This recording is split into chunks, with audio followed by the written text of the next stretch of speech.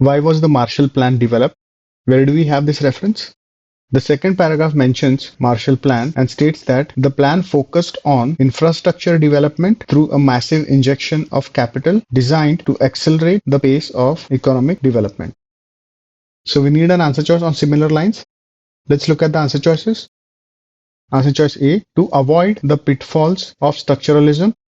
The passage mentions Marshall Plan as part of linear stages growth model. It makes no connection between Marshall Plan and structuralism.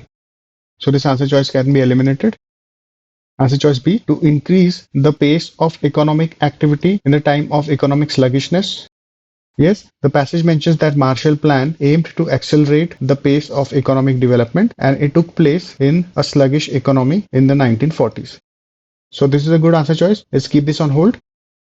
Answer choice C, utilize massive public sector funds to encourage private enterprises. The passage has a reference to massive injection of capital, which relates to massive public sector funds. However, the passage doesn't suggest that these funds were used in order to encourage private enterprises. These funds were used in order to accelerate the pace of economic development. So this answer choice can be eliminated. Answer choice D, leverage the ideas of structuralism. Again, this reference to Marshall Plan is in the context of linear stages growth model and not in the context of structuralism. So this answer choice can be eliminated.